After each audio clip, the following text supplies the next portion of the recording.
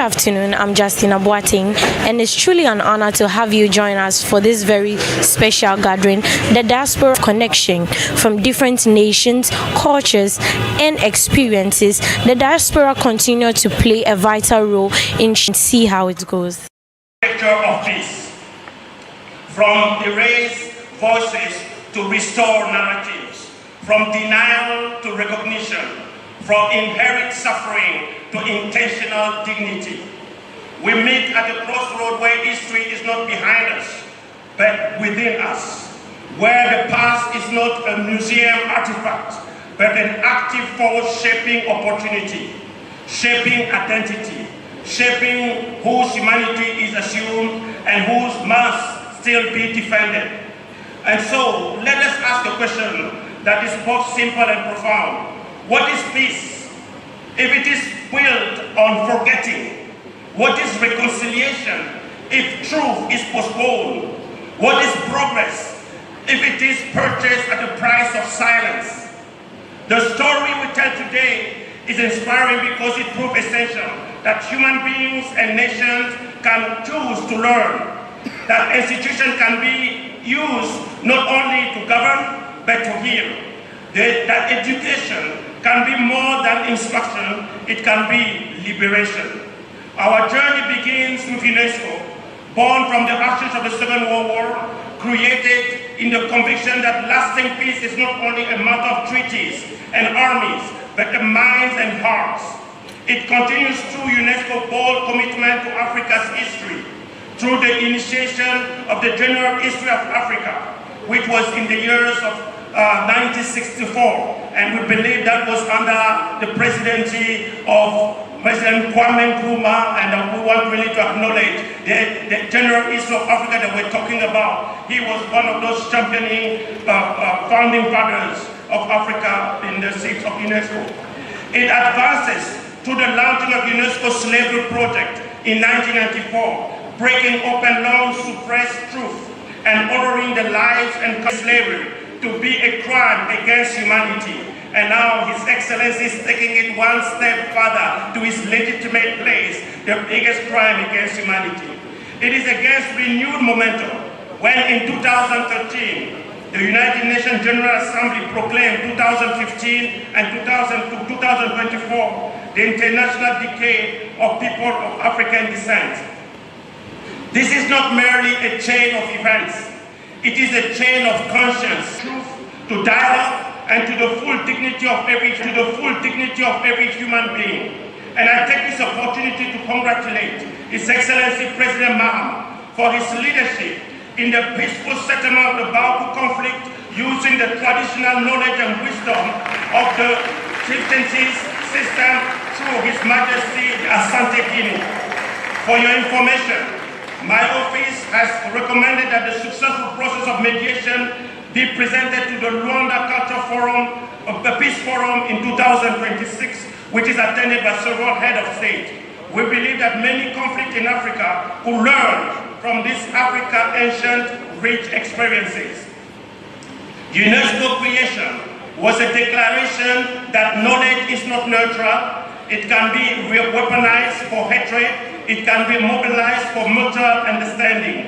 Education can be used to rank human worth or to affirm that every human life is equal value. Culture can be used to exclude or to connect. Science can be used to dominate or to serve humanity. UNESCO therefore was created to cope because the world recognized that ignorance is not harmless. Ignorance can become ideology.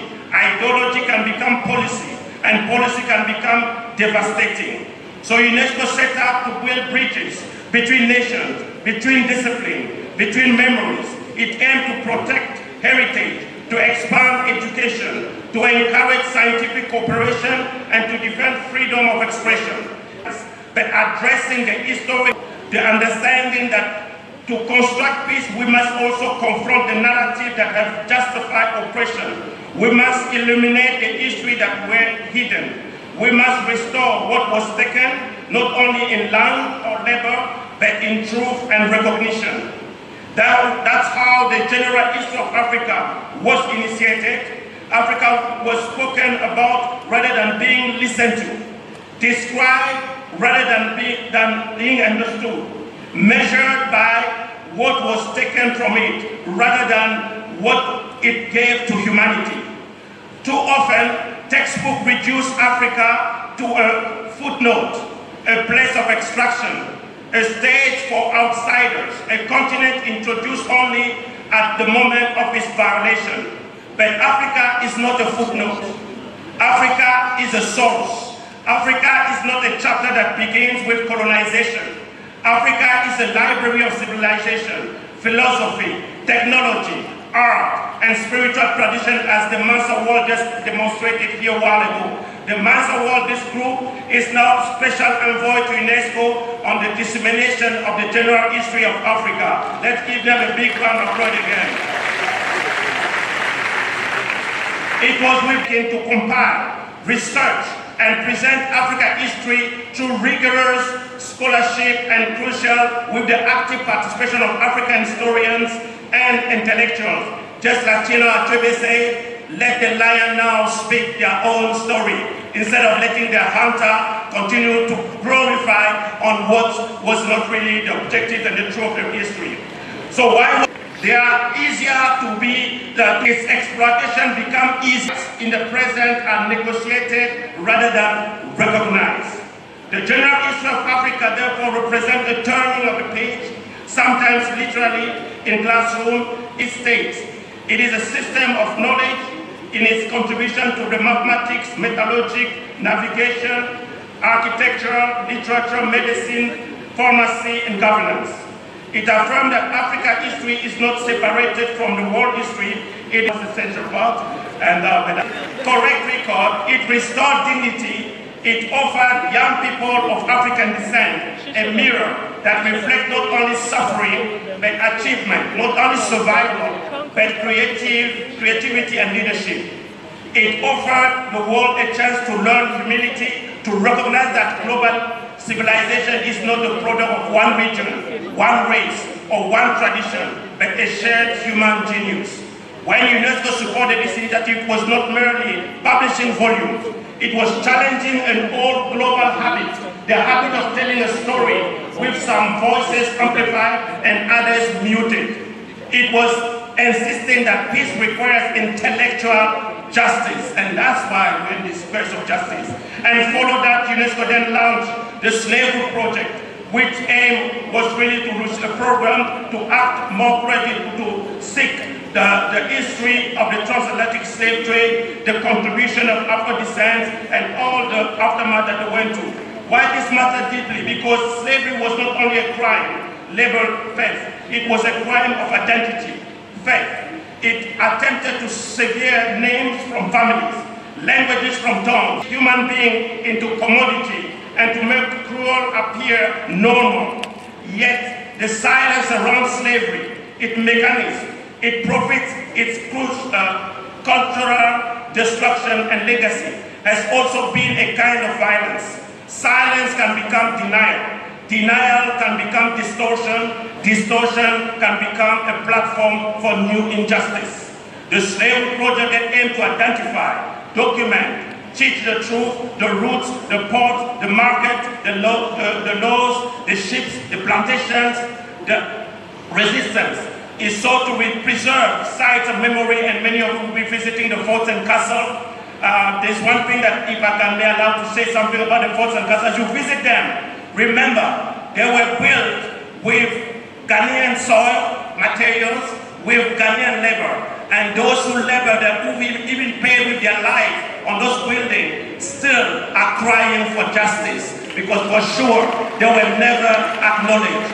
And one thing that is a paradox, we name them, we give still the name of those who brought enslavement. This is maybe a thought also, we need some reparation in those areas. That was my additional. I'm getting maybe excited with the speech. I'm back to the Director General speech and try to conclude.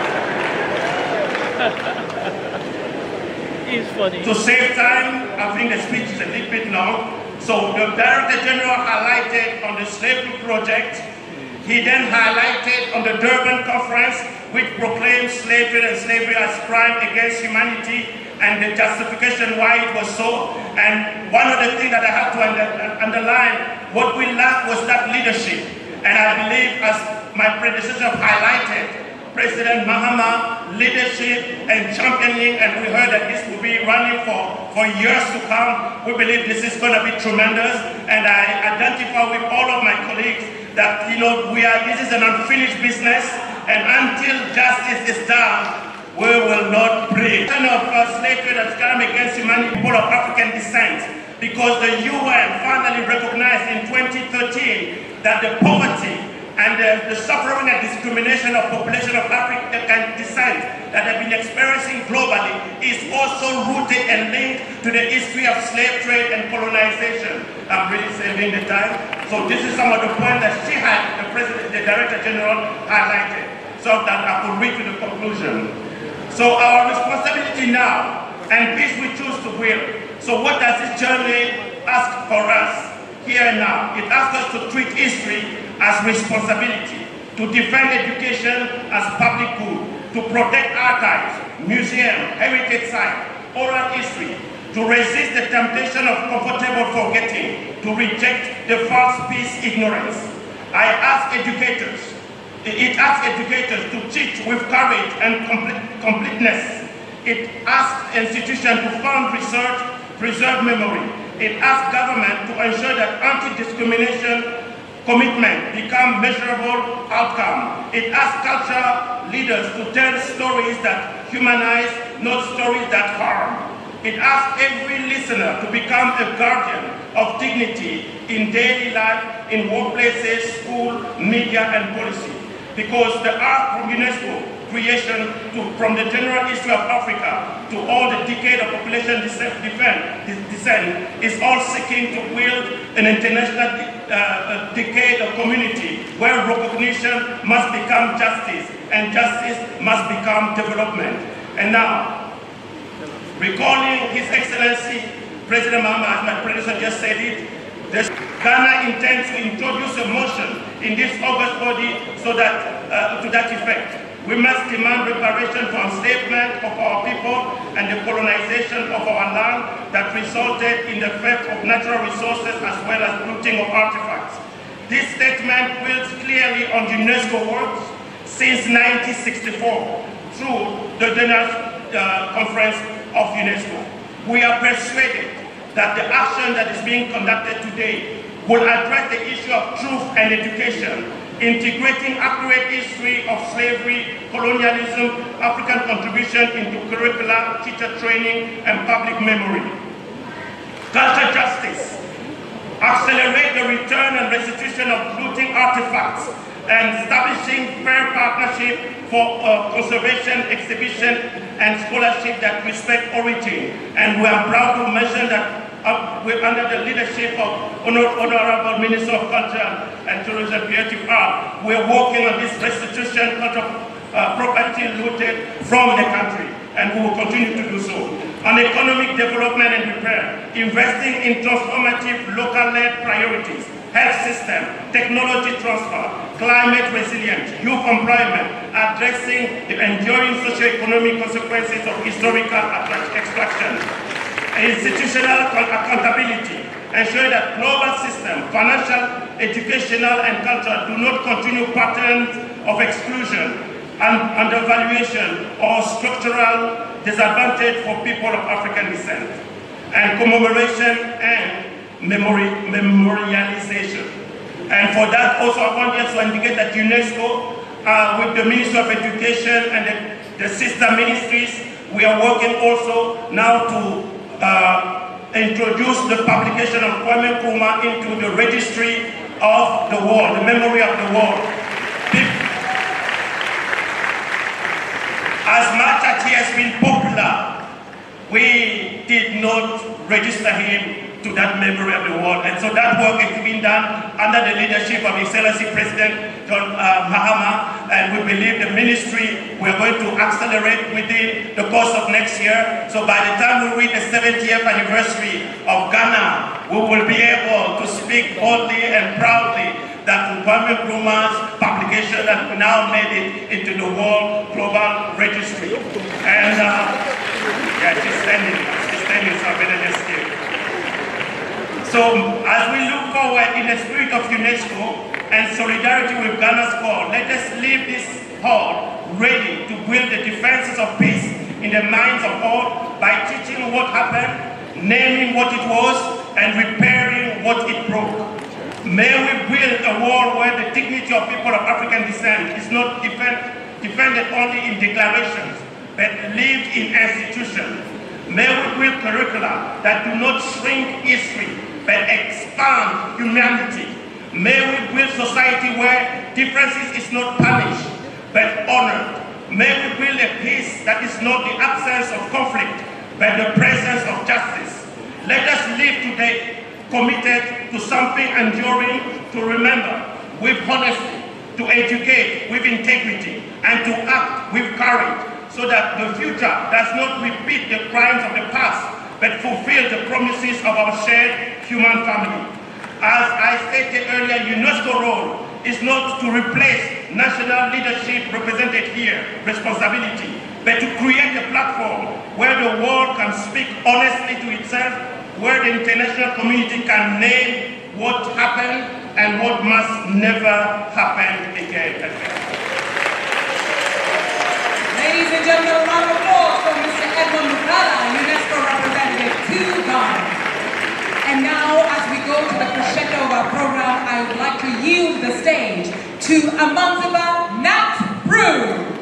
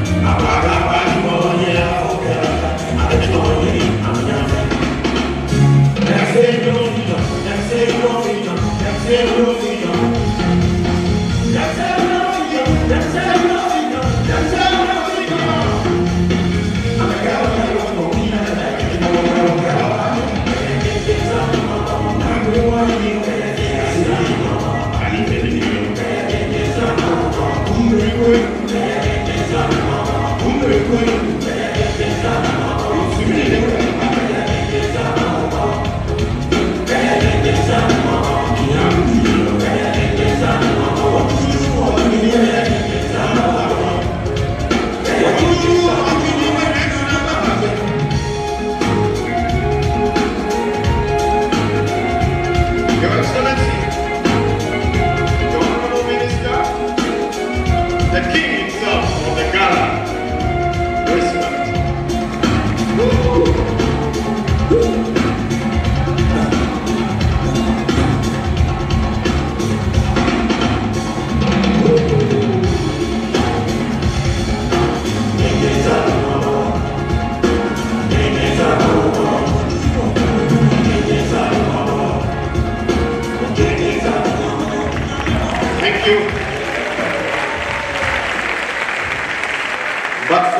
August gathering, the President of the land and the Honorable Minister and all of you distinguished guests seated here, I would have declined this invitation.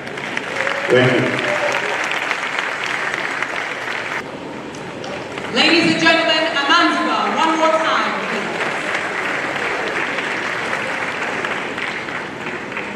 Et alors, mesdames et messieurs, c'est avec un très grand honneur que nous accueillons son Excellence Fort Esozimina Nyasimbe, Président du Conseil des ministres de la République togolaise.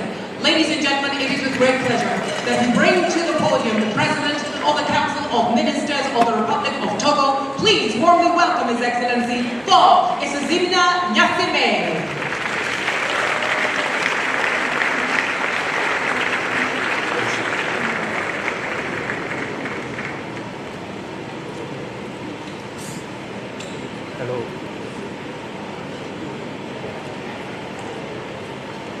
Excellence, Monsieur John Dramani Mahama, Président de la République du Ghana et chers frères, Mesdames et Messieurs les ministres, Majesté, vénérés chefs traditionnels, Mesdames et Messieurs les ambassadeurs, chefs de mission diplomatiques, consulaires et représentants des organisations internationales, Mesdames et Messieurs, les représentants de la diaspora et des communautés afro-descendantes, distingués invités, Mesdames et Messieurs.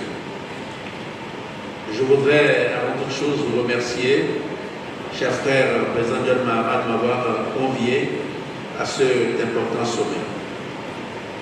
Nous ne sommes pas ici pour parler du passé. Nous sommes ici pour réfléchir ensemble à l'avenir. Le mouvement des réparations n'est pas une revendication nostalgique, lieu de transformation pour les générations qui viennent. Car l'Afrique n'est pas un continent blessé, équité, reconnaissance et vérité. C'est le sens, je crois, de ce sommet. C'est le sens du leadership du président Mahama et c'est le sens de l'engagement du Togo. Permettez-moi le destin de l'Afrique et de notre diaspora mondiale. D'abord, les réparations ne sont parler de réparation, ce n'est pas visible, qui continue de façonner le système mondial au détriment de l'Afrique et de sa diaspora. Car la traite transatlantique et la colonisation n'ont pas seulement brisé des fluctuations, des asymétries commerciales, des fractures technologiques, des fragilités institutionnelles. Ces mécanismes ne sont pas derrière nous, ils sont encore dans nos économies, dans nos échanges, dans notre place dans le monde. Les réparations sont aussi essentielles à notre développement que les infrastructures, la finance ou la transformation productive. La première étape, c'est la vérité. Il faut que le monde reconnaisse enfin formellement que la traite transatlantique fut un crime contre l'humanité. Oui, beaucoup d'instruments reconnaissent sa gravité, mais aucun n'a encore dit, avec la force du droit, il s'agit du plus grand crime contre l'humanité. L'initiative du président Mahama n'est pas seulement une demande de justice, c'est un geste fondateur. C'est donner au monde un langage commun pour dire la vérité, pour réparer les blessures et reconstruire l'avenir sur des bases solides. Ensuite, les réparations doivent prendre une forme concrète. La vérité ne suffit pas. Les réparations exigent des instruments. L'annulation ou la restructuration des dettes héritées, des fonds multilatéraux pour l'éducation, la science et l'innovation, des engagements juridiques nouveaux à l'ONU. Et au-delà des instruments, elles exigent des institutions. une véritable infrastructure de justice, capable de transformer la mémoire en droit et les droits en progrès. Rendre justice à l'Afrique, c'est contribuer à la stabilité du monde entier. Ainsi comprises, les réparations deviennent un acte de reconstruction mondiale. Elles ouvrent la voie à une relation internationale plus juste, où l'Afrique cesse d'être à la marge et retrouve sa place, une place de création, de stabilité et d'initiative. Ma deuxième réflexion, c'est que la diaspora est un levier stratégique essentiel pour la souveraineté africaine. Notre diaspora n'est pas un souvenir, une histoire. Elle n'est pas une périphérie de l'Afrique. Elle en est une véritable extension politique, économique et intellectuelle. L'avenir de l'Afrique se joue autant à Accra, à Lomé, à Kigali, mais il se joue aussi à New York, à Londres, à Kingston, Sao Paulo, parce que la diaspora porte certains réseaux d'influence les plus puissants au monde, dans la finance, la culture, les technologies, la diplomatie, les médias. Chaque année, elle produit davantage de richesses, de savoir et d'innovation que nombre de mécanismes de développement traditionnels. C'est pourquoi la question des réparations doit intégrer une dimension diasporique, des fonds conjoints Afrique-Diaspora, des statuts juridiques adaptés, des investissements facilités, la valorisation des savoirs culturels et scientifiques issus de notre diaspora. Sans ces liens, l'Afrique se prive d'une force incomparable, la force de ses enfants qui certes vivent ailleurs, mais qui portent tellement l'Afrique dans leurs mains. Aucune stratégie de souveraineté, ni financière, ni culturelle, ni numérique, ne peut réussir sans la mobilisation de la diaspora. Ma troisième réflexion, c'est que le processus de guérison collective est un impératif politique. Les réparations ne peuvent pas être réduites à des chiffres ou à des transferts. La traite et la colonisation ont laissé des blessures profondes, visibles mais aussi invisibles. Des blessures qui traversent les générations. Nous avons besoin d'un travail de guérison collective. Guérir, c'est retrouver la confiance entre les peuples africains, entre l'Afrique et sa diaspora, entre l'Afrique et le monde.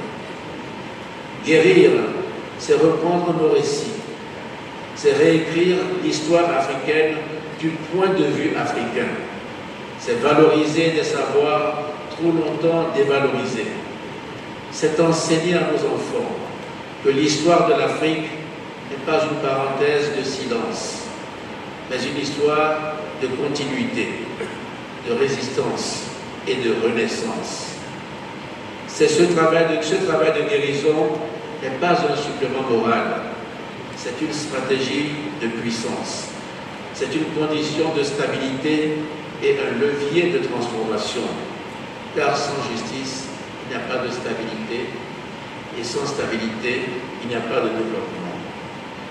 Ce travail exige que l'Union africaine, la CEDEAO, le CARICOM, parlent d'une seule et même voix, car une Afrique réconciliée avec son histoire est une Afrique souveraine, souveraine scientifiquement, numériquement, culturellement et économiquement. Une Afrique réconciliée avec elle-même peut aller loin, très loin. Elle peut redevenir ce qu'elle n'a jamais cessé d'être, une grande civilisation en mouvement.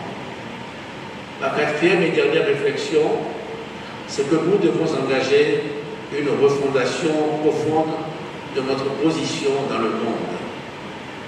Les réparations doivent ouvrir la voie à un nouveau pacte économique, culturelle et institutionnelle entre l'Afrique et le reste du monde. Un pacte fondé sur la souveraineté économique, sur la mobilité du savoir, sur un investissement massif dans la jeunesse africaine et diasporique. Reprendre dans nos bons communs l'avenir de l'Afrique, c'est une vision, mais c'est également une responsabilité. Cela exige de repenser les fondements de l'ordre international, la gouvernance financière, les règles du commerce, la protection des données, la circulation du savoir, l'accès aux technologies stratégiques, la reconnaissance de nos patrimoines culturels.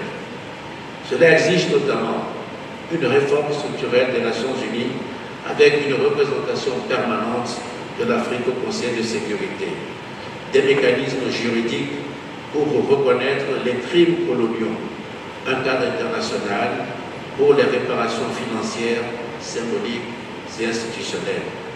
C'est la dynamique portée, je crois, par le président Mahama.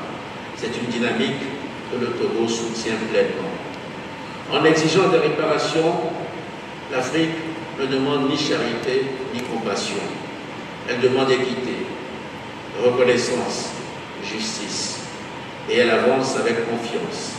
Une Afrique qui décide, une Afrique qui innove, une Afrique qui crée de la valeur sur son sol.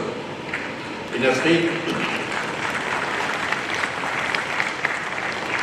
qui protège ses ressources, une Afrique qui rayonne, une Afrique portée par l'énergie inépuisable de sa jeunesse et par la force immense de sa diaspora.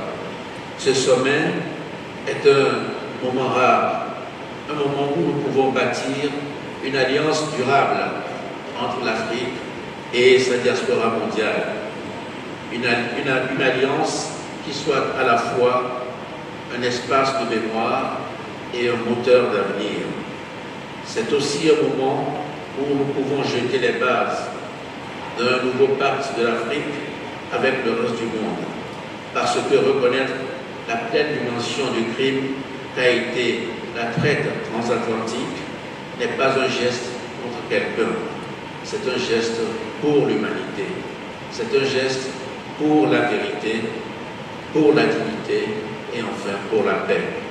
Ce sommet est donc une manière d'ouvrir un nouveau cycle, celui d'une Afrique qui décide par elle-même, qui transforme, qui protège, qui rayonne et qui, avec sa diaspora, reprend enfin en main son avenir. Je vous remercie de votre aimable attention.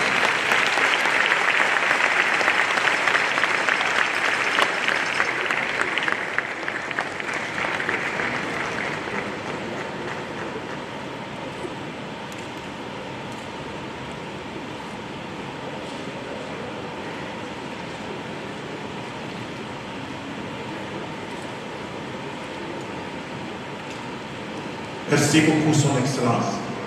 Soyez bienvenue au Ghana, au Bakin, Accra, Sanderson. Welcome to this crossroads of dreams where it all began. Welcome to this place where mother pushes out, had enough breath water and they chose to call the Atlantic. Thank you for coming to this place where enough breath water shot us out to corners of the world they never thought we could hold, and enough breath water bringing us back to the wombs of mother to be born again. We are a people whose birth cords were cut on nomadic whetstones. My elders, I did not forget to greet. It is simply because your majesties, your excellencies, are elders, revered greybeards, backs without which we have no front, tongues without which we have no song, fires without which we will not have to cook our bath water and boil the heads to heal our wounds, to even cook our food and share out this ring of mother that gather at the center. I salute you all. I remain a child learning the ropes of the world and the ways of my people. I have learned that truly the burdens of a great vision weigh the shoulders of the mind, but we have been born in good times, for we are the unfettered voices our ancestors wished to have, and be that cocktail they wish would go down their throats into memory and lend the strength of hope.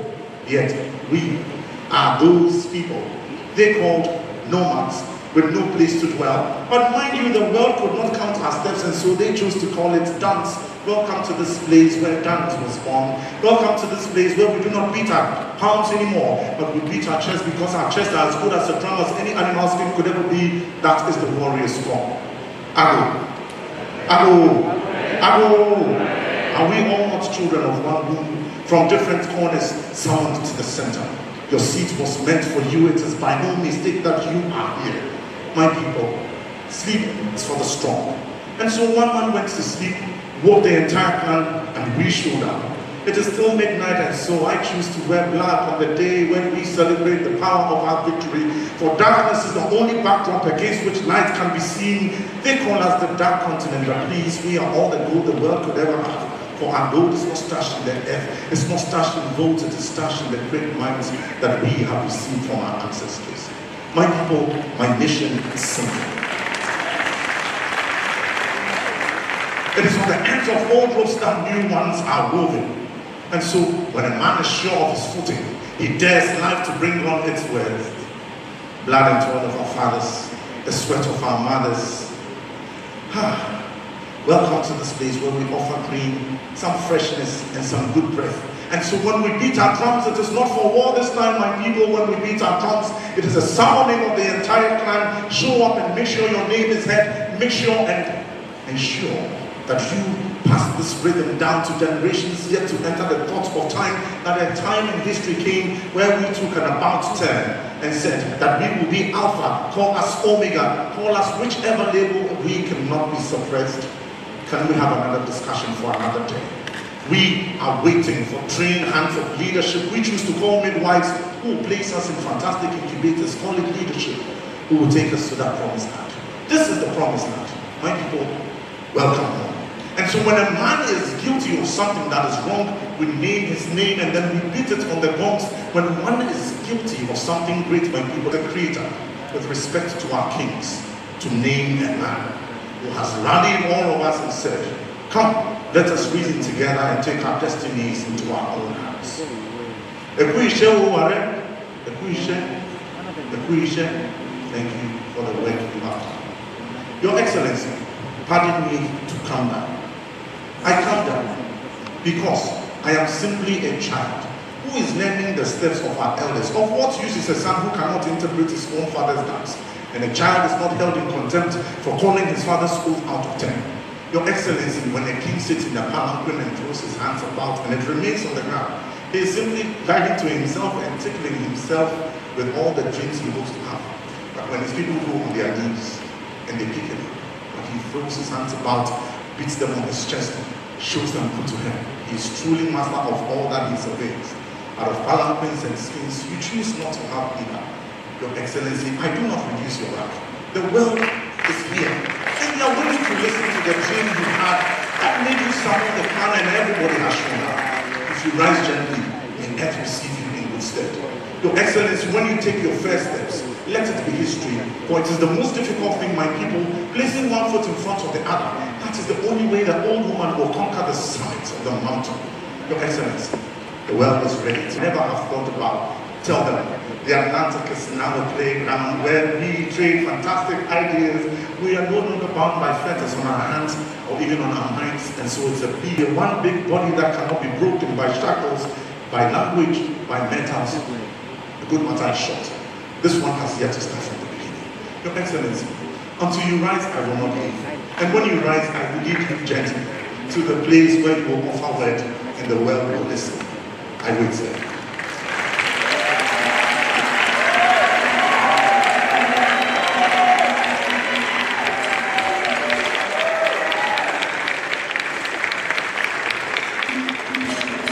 Hold your place. Do not sit until first word is spoken.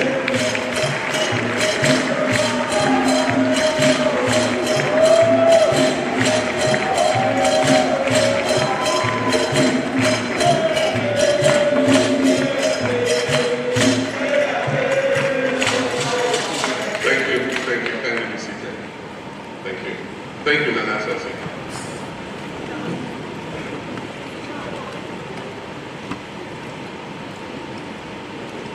Student of history. Have you ever wondered why the story of Ghana never included to begin in 1821 with the formation of the British-ruled Gold Coast colony? But that synapse that populates this country, Ghana, predates the existence of any colony on this African continent.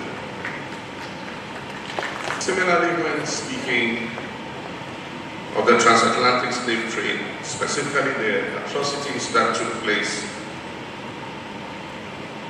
where our ancestors, and I do mean that word literally because they were our blood and bone that were forced onto ships and transported across the Atlantic. Between the 16th and 19th centuries, nearly 13 million African men, women, and children were captured and transported. 1 million of them died. Some because of the harsh conditions, and others because of disease, by jumping overboard. And there were also the ships that sank in storms on the Atlantic, who were shackled and chained limb to limb, turning the Gulf of Guinea and the waters of the Atlantic beyond it into a graveyard of our ancestors on the African continent. In other areas, as cargo onto ships. Given all this, it will be safe to assume that a significant percentage of the enslaved people, even if they did not originate from the area that is now called Ghana, passed through it on their way to the slave destinations. What followed for each and every one of those individuals is as much a part of Ghana's story here on our source through colonization. As Kendrick says, bear with me for a second and let me put you on the game.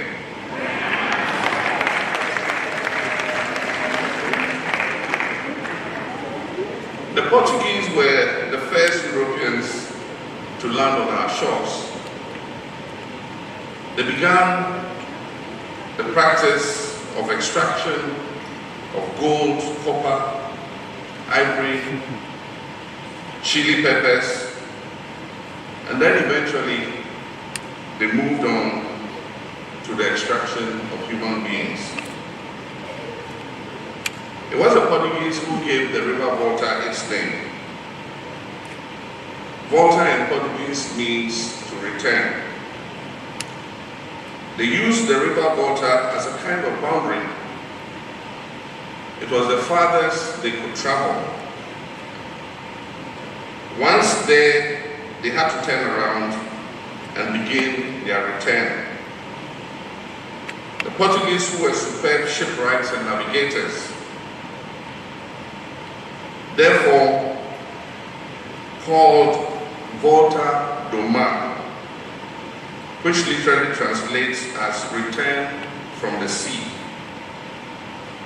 but can also be taken as a turn of the sea, with Volta do Mar from the currents created by the North Atlantic gyre to carry them faster without encountering rough waters. The point at which the river Volta empties into the Gulf of Guinea is part of the Atlantic Ocean. It is called the estuary of the Volta at Adanfoa. For those of you who have not yet had the pleasure of visiting Adan, it is a small coastal town a little over 100 kilometers away from Accra. I've spent some of my most peaceful moments there. I've enjoyed the tranquil river until where it meets the choppy, aggressive waters of the Atlantic Ocean. For years, I did not know the history of these two bodies of water. When I found out, I was stunned. And every time I think about it, I'm still shaken by the cruel irony that even as our people who were enslaved were being forced to walk through the door of no return, their captors had already ensured their own safe return and even memorialized their method of achieving it by lending its name to a river. We believe the one who has power is the one who gets to write the story. So when you study history, you must ask yourself, whose story am I missing? Whose voice was suppressed? So that this voice can come forth. Once you have figured that out, you must find that story too as part of the narrative. By finding and owning the stories of our past, the ones that have been suppressed, we're able to truly know ourselves. And with that knowledge of self comes the power to write ourselves truthfully, respectfully, into not only our future, but the future of all humanity.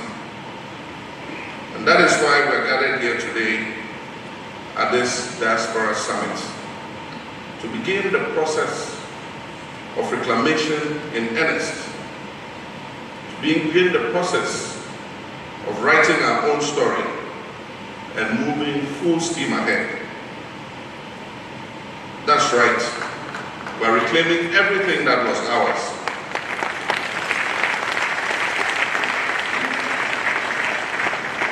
Your Excellency for Esozima Nyasimbe, Chairman of the Council of the Republic of Togo, Your Royal Majesties, our traditional leaders, the Chairman of the Council of State, our senior government officials, members of the diplomatic corps, our brothers and sisters from our 17th region, the African diaspora, I say a very warm welcome to you.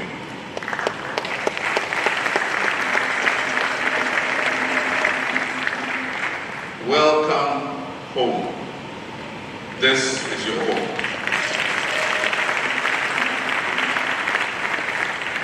The reason I believe it is important that we begin to consciously carry the story of the diaspora as part and parcel of Ghana's story is because what divides us ultimately, what denies us the ability to be whole, is that division. And that's precisely why it's the perfect way to conquer. We have to stop drawing those lines of demarcation that say, I end here and you begin there.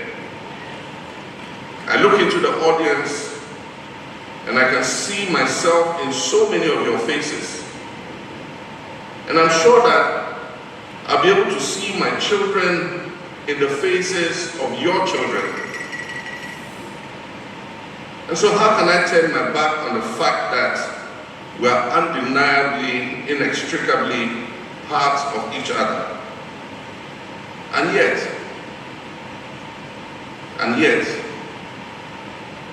we have been divided with artificial borders of colonialism that split ethnic homelands right down the middle, with half of our communities being ruled by one European country and the other half being ruled by another.